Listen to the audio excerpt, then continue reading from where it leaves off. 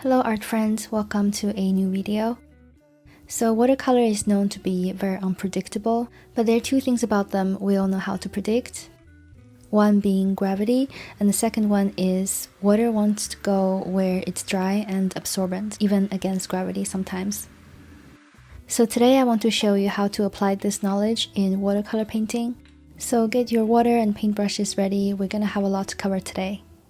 So to paint watercolor, you transfer water and paint from the palette to your paintbrush and then onto the paper. And the trick is to be aware of the water pigment ratio on all three places. We start with the easiest one, the palette. This is where we start with no water and all pigment, and we reactivate the paint by misting or with a wet brush. The palette should have a surface where you can clearly see the consistency of the paint you're mixing. From tea to butter consistency. This is where you control what are you loading onto your brush. The tea to butter consistency concept is often connected with the value scale, but be aware that in the painting process, it's very easy to mistake consistency for value. Thick buttery yellow ochre compared to a purple in tea consistency, their value are still the same.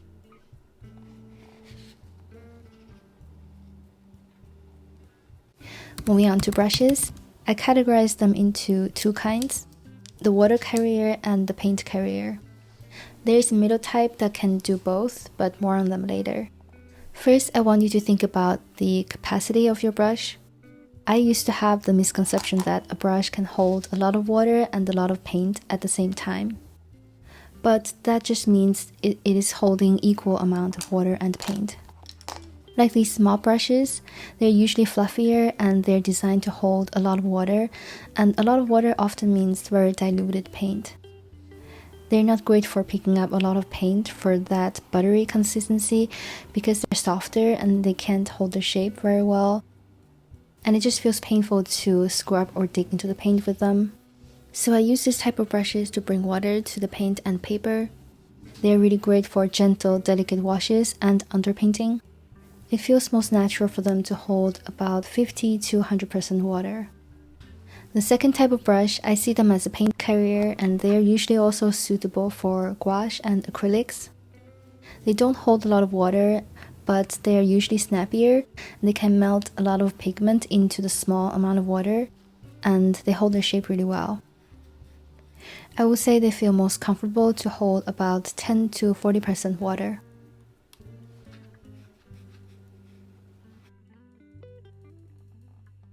There are some brushes that can do both, but not fantastic at doing both.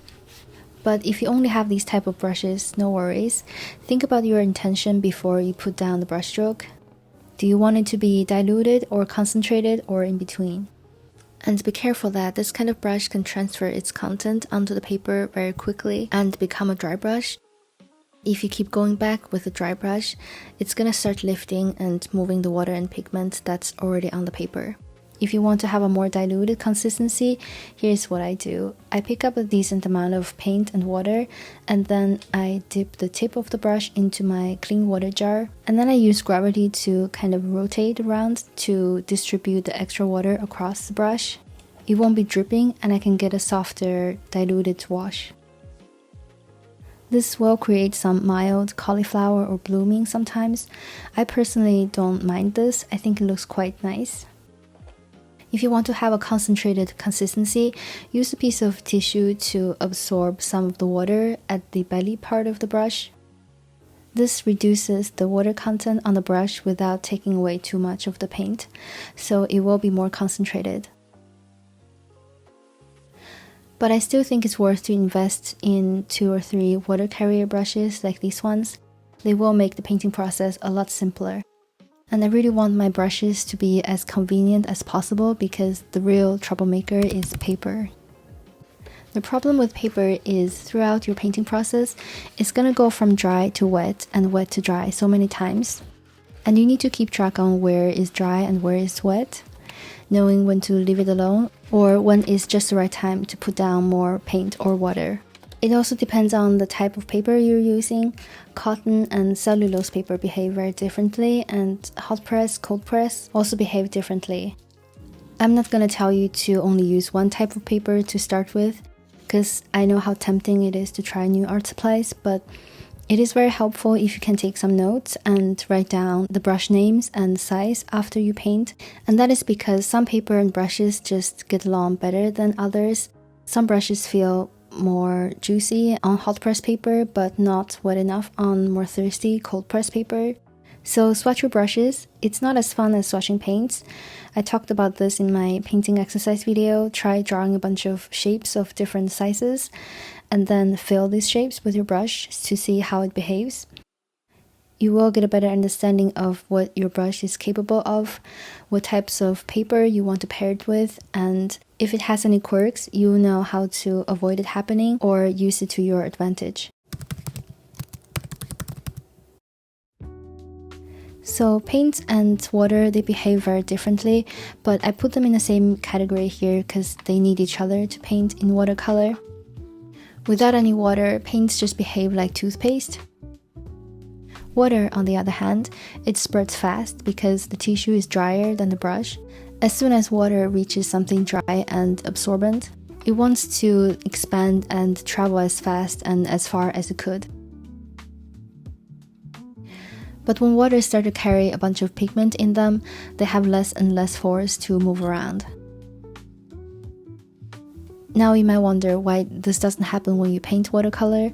That is because watercolor paper have been treated with sizing. Sizing is a type of binder that works like glue. It prevents the water from getting immediately absorbed so that the painter could have more time to move things around.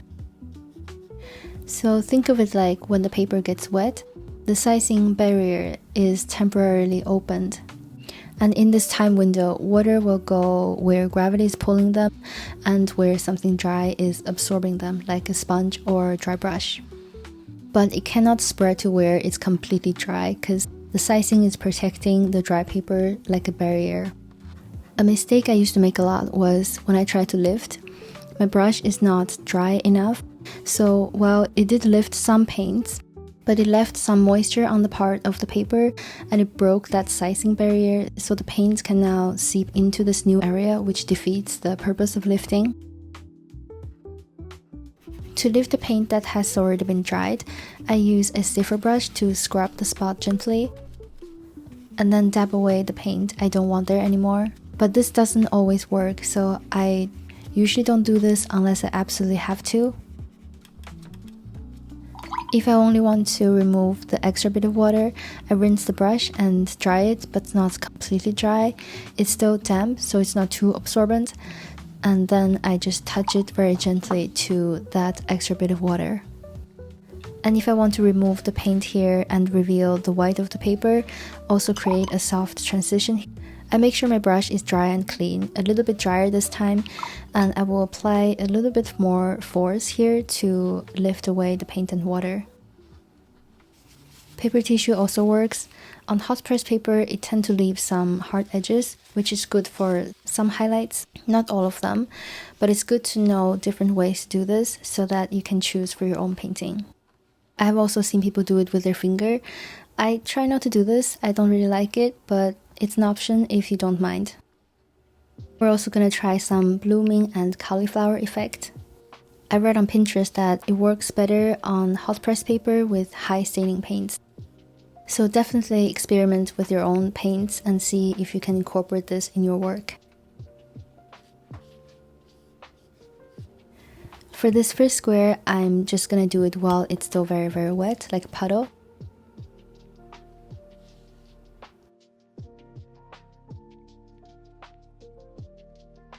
The second one on the right, I waited till the paper is damp to put the extra water droplet so you can see the difference. For the second square, because it is slightly dried, the clean drop of water senses that there is a dry patch around and immediately wants to spread to those dry areas. The water doesn't really care that there are pigments in its way, it just pushes the pigment as they go. And it leaves this very distinct ring-like texture. Generally speaking, where the water has dropped will be a lighter value compared to its surroundings because it's diluted by the drop of water. While we wait for that to dry, I want to try charging paint onto wet paper.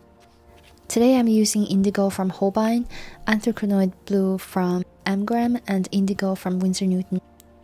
I make sure to use a very thick amount of paint because I want this to be the opposite of cauliflower or bloom. This technique works better when the paper has dried a little bit, so that the movement of the paint is a bit more controlled. But right here, I just want to see how the paint behaves in water, so I didn't wait very long. And it seems that they all spread quite nicely in water, and Amgram is a little bit more lively and faster than the other two. I'm also interested to see how the paints move along with water, so I tried to paint over with clean water, and this really shows the difference in their personality. Amgram chased the water like it's a race, and Holbein, on the other hand, made it look like a walk in the park.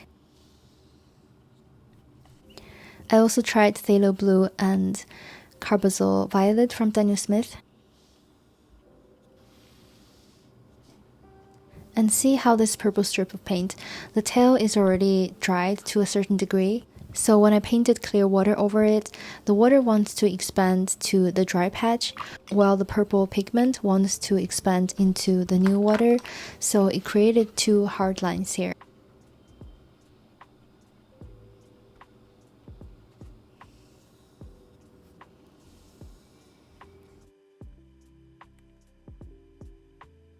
Using gravity can help to reduce this, but this paper is 200 GSM with only 25% cotton, so it's not really meant for painting with a lot of water. But I intentionally choose cheaper paper like this one for this video because many beginners start with paper like this. I started with 220 GSM heavy smooth paper from Dollaroni. It looks like it's adequate for watercolor painting from the packaging, but I just couldn't achieve what I saw in the tutorial at the time, and I was kind of disappointed. And the same techniques are gonna work so much better on cotton paper.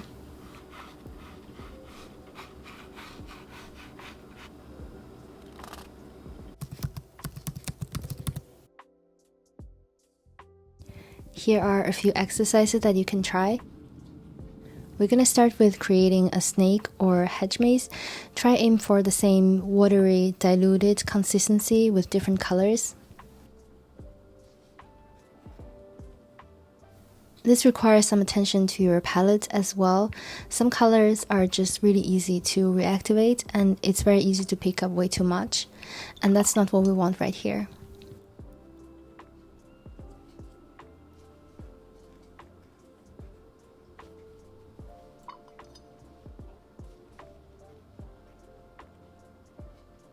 When you see these beading water droplets, use them to your advantage because there's extra water in there.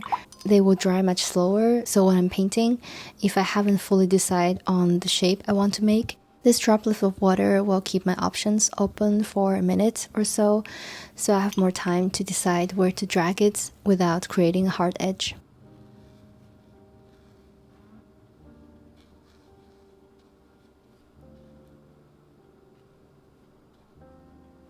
Continuing down this road, it's going to be more milky or creamy consistency, about 50% water and 50% paint.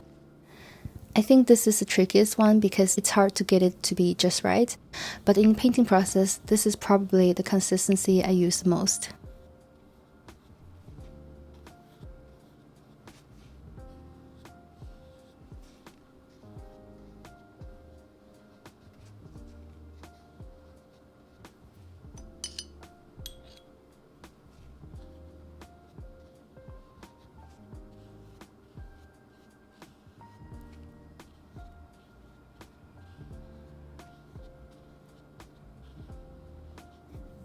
And now it's time to make it thick and dense. This is the consistency I often use for the darkest dark or the most saturated, punchier part. It depends on the subject matter. It could be dark eyelashes in a portrait or a dark background. It really depends on your composition.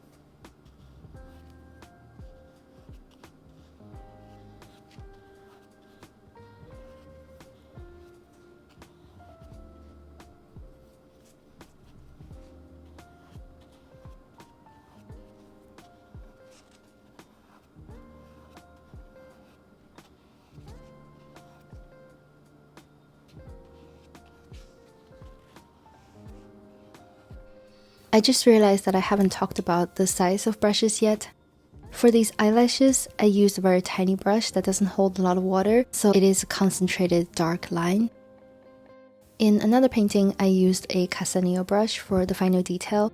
This brush is great for making diluted lines because it holds more water. They're both very small, but they produce very different results. If I want to cover a bigger area with more concentrated paints, I use these gouache brushes Emily made. For diluted big washes, I used these ones from Casaneo. I'm very happy to have both. I find them to complement each other really well. And to choose what brush to use for the area you're painting, it's just going to take some time. I think after a while it will be very intuitive. Generally speaking, the same brush, same amount of water and paint, it can cover a bigger area on hot press paper than cold press. But it's just something you will know intuitively. Okay, now back to the exercises. So now you know how to mix these three consistencies. We're gonna paint a bunch of random circles of random sizes and let them overlap and touch each other. Before you put down the paint, make the decision if you intend it to be a diluted wash or thick buttery consistency or somewhere in between. And if the paint you put down doesn't match your intention, try to figure out why. Is it the paint being too hard to wet, or is it your brush that held too much water? I'm using 3 different brushes for this, but of course you can use 2 or just 1. And if you happen to put down too much paint, just add some water in there. And if you didn't get enough paint on the first try, just dig in some more and put it in there. It's all good. It's just a playful way to get to know these consistencies.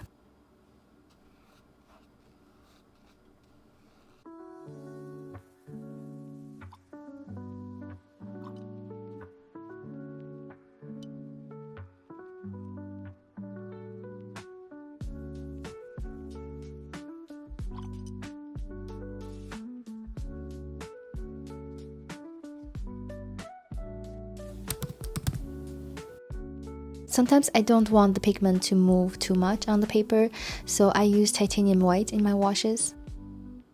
Like if I'm painting a morning sky with some fuzzy clouds, I like to mix everything with a little bit of white in them. This is to prevent the thicker paints from spreading too much. It does look a little bit opaque, but not as thick as gouache. It still looks like watercolor.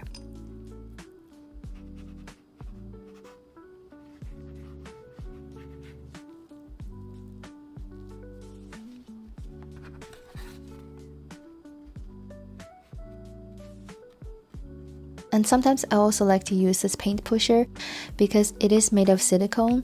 It won't bring any extra water and it is not absorbent, so it won't start lifting what's already on the paper.